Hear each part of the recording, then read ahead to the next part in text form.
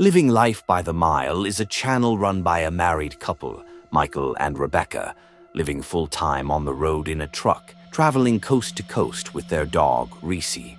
Their videos are great, showing everything going on in their life, whether it's repairing the truck, camping, the cool places they visit, or in some cases, things that go wrong or turn dangerous. Because as much as this lifestyle is filled with adventure, being in a different place every night can sometimes lead you to spots that are not always the safest, even when you think you've chosen a good place to stay overnight.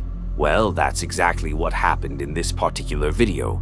They were finally ending the day and had found a spot that seemed fine to camp in, a Walmart parking lot in Allentown, Pennsylvania. They went to sleep, and since Rebecca needed to wake up early in the morning, she set an alarm for 6 a.m. Said and done.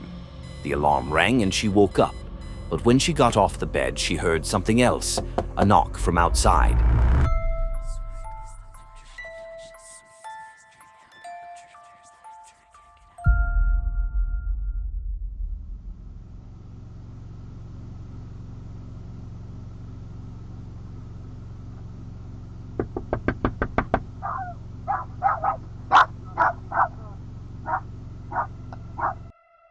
So I hurried and put my house coat on, and by the time I got up there, whoever it was already getting back in their vehicle, but they was so close to the back of the truck, I couldn't even make out what kind of car it was or anything.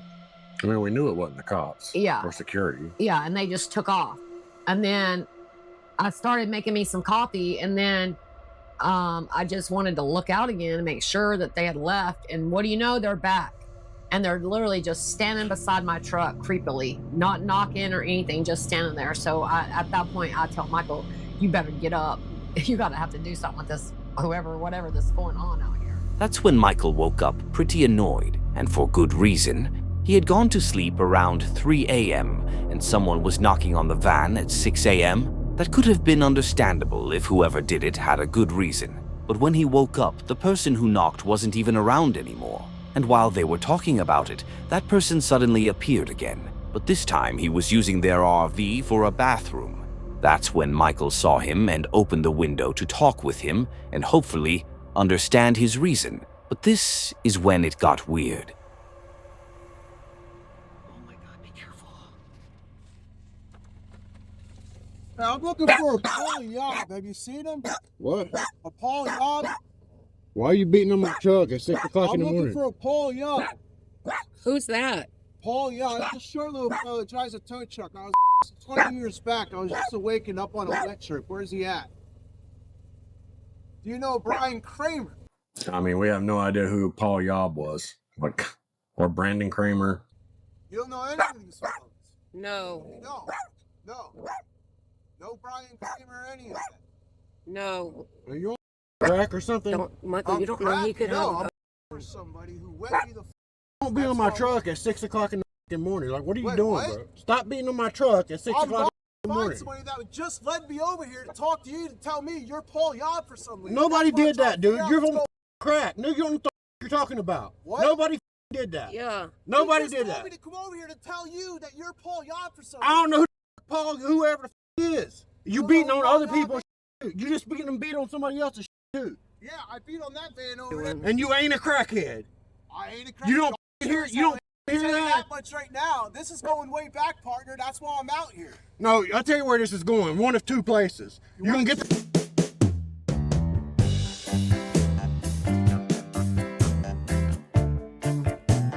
Up in front of that van over there.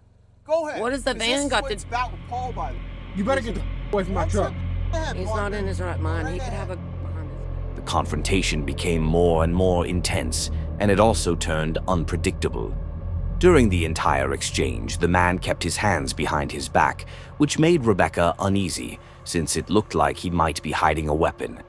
At the same time, he was repeatedly asking for someone named Paul Yob, claiming that someone had told him Paul was there. Michael did not understand why he thought, for some reason, that the person he was looking for was in their truck. What happened next made things even more confusing. The man eventually walked away, but then returned and started knocking on other vans as well, asking the same question again, which made it clear that something about his story did not add up. I mean, definitely he was on something, and he was messing with everybody because when he knocked on ours the first time, I also seen him go across over to a gray van, and I seen him get out, and they done the same thing. He went around to the driver's side, he knocked on the side of their van, and then he literally ran back to his car and took off before they could get up and get out there. Same way he had done us. Um, he was going around to everybody's vehicles. I saw him go up to 2 other cars and mess around their cars. I mean, he wasn't a homeless dude. He obviously had a car, and he looked like he had a job and all that. He just still a crackhead. I mean, he talking about being SA'd 20 years ago, and some reason they're in our truck this morning in Allentown. I really didn't know what to do with it at that point, because she was saying it looked like he was reaching behind his back and he had something. I mean, it did, because when they first started arguing, he had his hands in the front of him, and then I kept seeing him like go like this, like in behind his back. So I just wanted to get Michael out of the window, because you never know, man. The world is crazy right now. Everybody knows that. I'm not going to risk my life or his life in any way. So I just told Michael, I just said whatever to get him away from the window and let this guy go on about his day. And after I kind of threatened him, he started saying something like, if I'm going to do it in front of that van over there. Yeah. I don't know why. Which was halfway across the Walmart parking lot. Take him over there. A bit of time later, a few cars rolled through the lot, maybe cops or security, and the couple figured someone must have called it in. It was clear that the man was not in the right state of mind. The couple decided to stay for a bit longer in that parking lot, although it was clear that they could not go back to sleep because of that unsafe feeling that he might still be around. They eventually left the area and continued their trip, but this was something that every van camper tries to avoid, and as you can see, sometimes it happens randomly. I've said it, and I will continue saying it. People are much more dangerous than any other animal. That is why it is a good thing to get as far as you can from cities and places where people might be. As you've seen on my channel, you can encounter people in the most remote places too, and that can be much more dangerous. But it is not happening as often as in cities. Animals might be scary and dangerous, but one thing they will never do is break into your van and shoot you. At least, not the animals I know. I don't know what kind of sick, weird animals you have in your countries, but anyway, what I am trying to say is that it is best to always have some kind of protection, so that in case something like this ever happens, you at least have a way to defend yourself if it gets a bit more messy than this. Now, they were safe, but there are many more people like that out there who look normal at first sight but turn out to be crazy. Mark is a man who loves fishing, so he often takes his RV camper, goes to fishing spots, camps through the night, and cooks what he catches. He is not an influencer or YouTuber, but he occasionally posts snippets of his life on his TikTok page. Well, this particular video I am about to show you is not about fishing.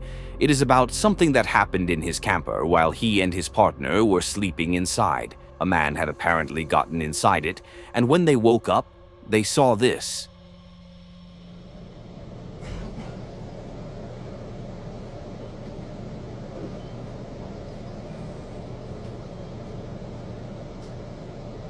Hey, think you got the wrong camper.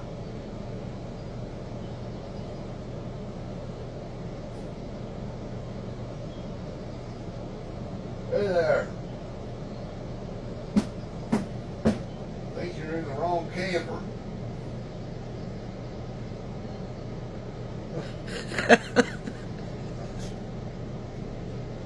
Hey, did you stagger into the wrong camper last night? I don't know who you are.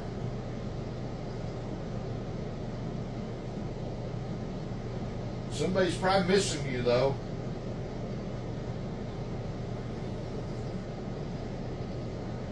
We gotta get up and get ready. You're gonna have to go home. I don't know where home is.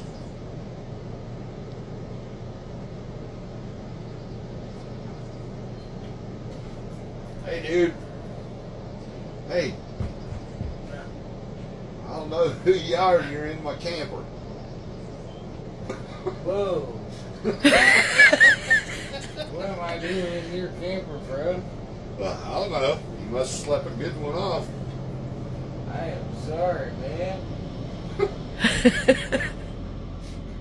Look, this was a funny encounter. I mean, they got scared pretty badly when they saw that a stranger was inside their camper.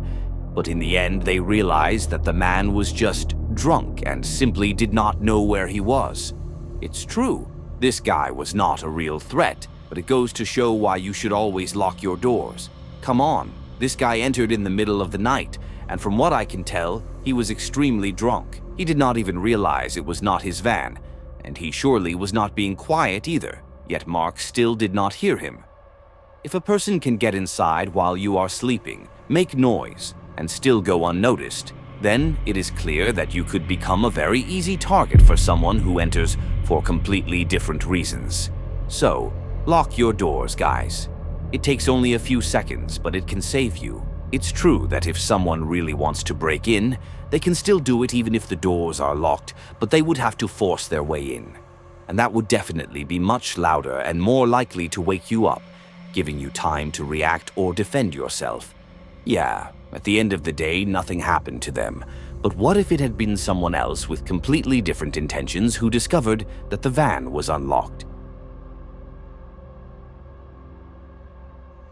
Jamie Does Wild Bikepacking is a guy who loves camping a lot. His channel is focused on him going to different woods and places with his bike and camping there, wherever it may be.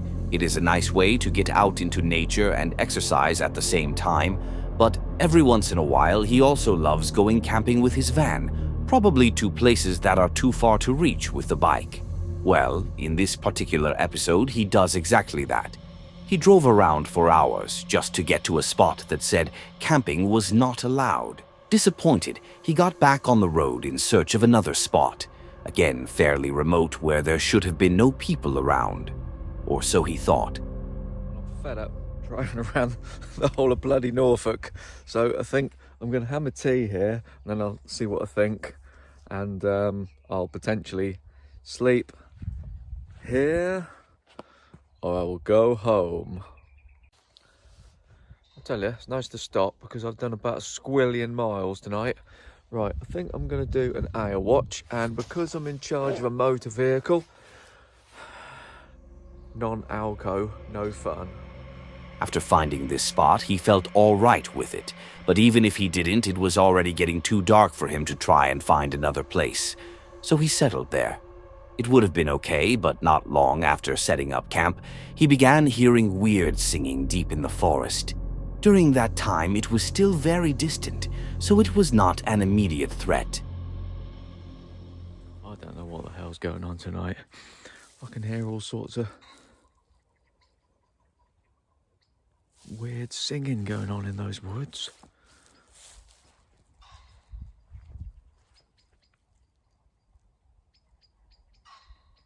I think I'm gonna cook my tea and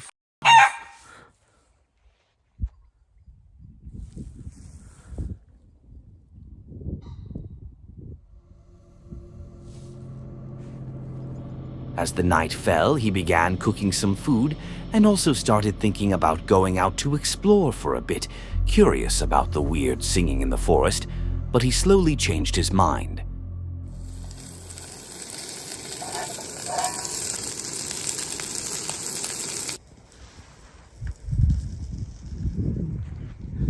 That's weird singing woods. Road. Pedder's Way. JB, Base Camp 1. That is a tasty burger. No walkabout tonight. Bugger that. I don't know what the hell's going on in those woods, but I don't want to end up in some cult.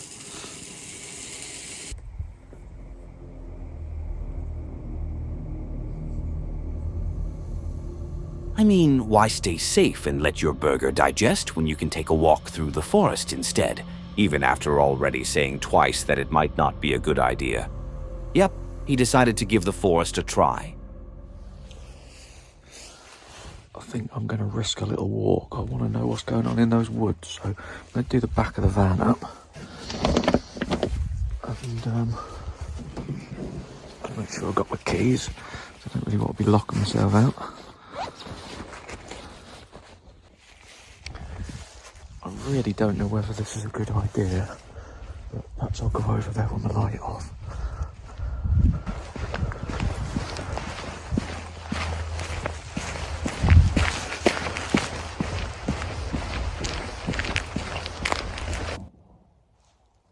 I've had a second thought. I don't know whether I really want to know what's going on in there. I think I'll go back to the van. It's bloody weird here, I tell you. Oh, bloody freezing. Wow, he finally remembered what he kept saying before going into the forest and turned back. Great idea.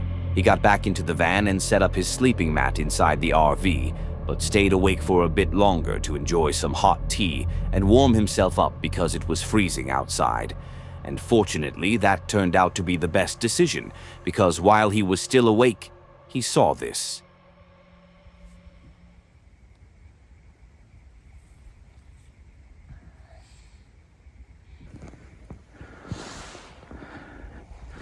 Just got out of the van to have a piss. What the f*** is that?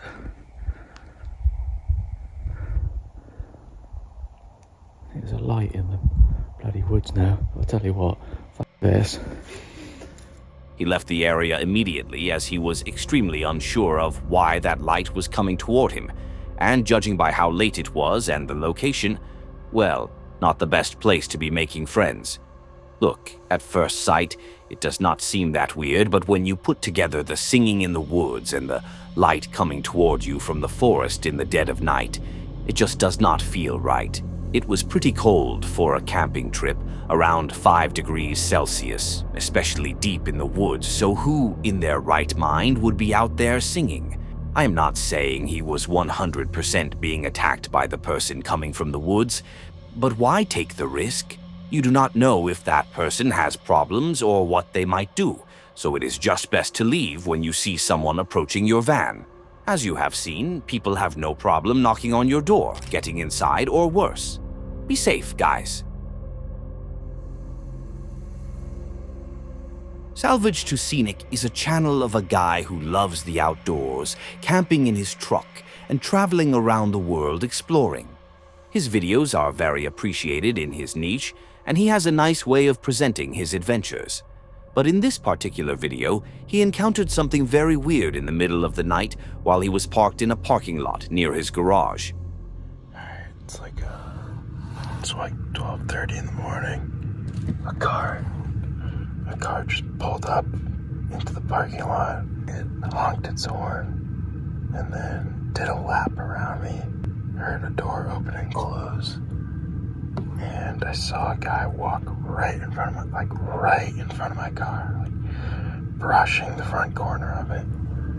I heard some talking and stuff, and I'm looking out the window right now at 2 people in all black in hoods. They're hiding under a security camera, probably out of sight. And they've got a bag on the ground, like a big duffel or backpack or something. And I don't know if they're doing a drug deal or if they've got tools in there and they're fixing to break into my garage. But I don't really like this. Suddenly they have vanished. It looked like they went around that back corner of the building, but I don't really know. 10 minutes later, and they're back.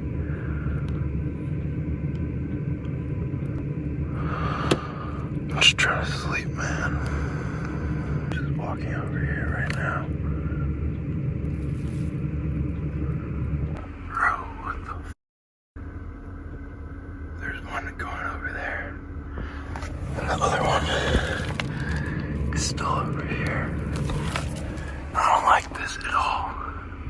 This doesn't seem good at all. Especially because they were dropped off here and the car left. I think I've spent too many nights here, and they want to know what's in the back of this thing, or they want to, I don't know, man. I don't know. Now he remained in the same place, keeping his guard up, looking out the window and checking the cameras. He eventually fell asleep, and when he woke up in the morning, he only saw that the trash can had been moved for some reason. Well, made it through the night.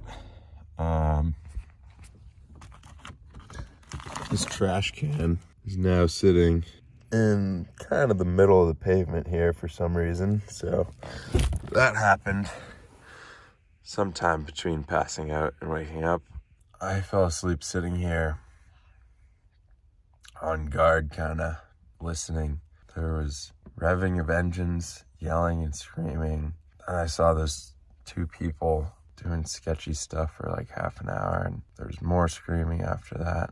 So I decided to put my windshield cover up, and I decided to put my keys in the ignition to get power to our digital rear view mirror. So I was able to swipe and have a view front and behind of the truck, and fell asleep watching that, keeping guard. And fortunately, I killed the truck battery completely. So hopefully we're able to jump it with our jump pack.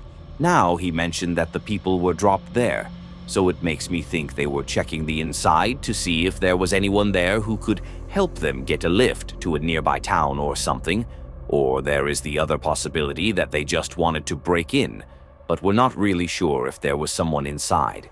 It is weird how suspicious they looked, circling the garage for a fair amount of time while having their hoods over their heads.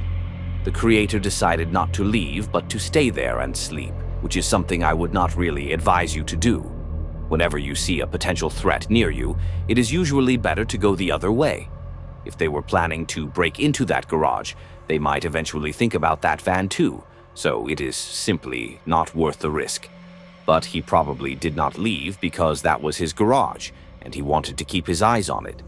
Either way, it is a weird thing to see when you are out sleeping in your car. This Is Life is a channel from a guy named Matt, and you can expect adventures, fishing, humor, while car camping the west coast of British Columbia and beyond. One day, he decided to go on a stealth camping fishing trip with one of his friends. They got to a spot and began fishing, then set up their camp, made a fire, and enjoyed the calm night until it was not calm anymore. Arrived at our spot. We're gonna set up camp. We're gonna grab some firewood. I kind of feel guilty for the amount of money we spent on this firewood, but she's gonna be nice and warm. They're dry, but this tiny little bit was 10 bucks, man. I don't feel good about it, but that's okay.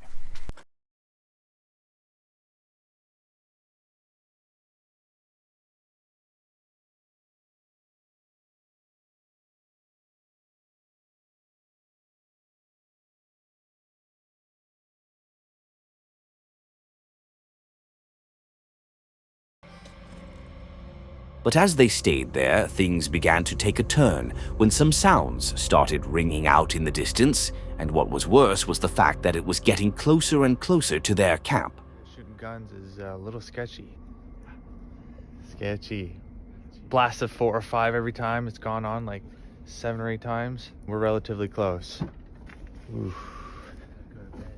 Oh God. And your doors don't lock? Well, I like to close my windows. Okay. I think we're gonna be good. I got an axe with me. Oh. Did you guys hear that?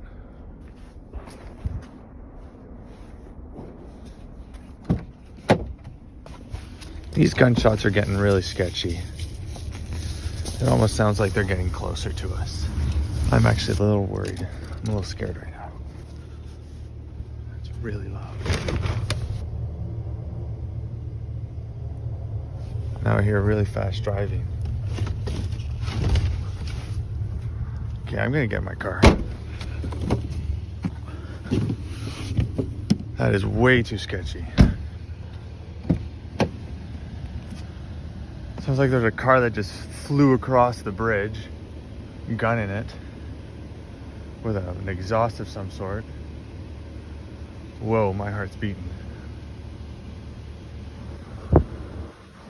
That's freaky. Whoa. I haven't even been able to set up my bed yet.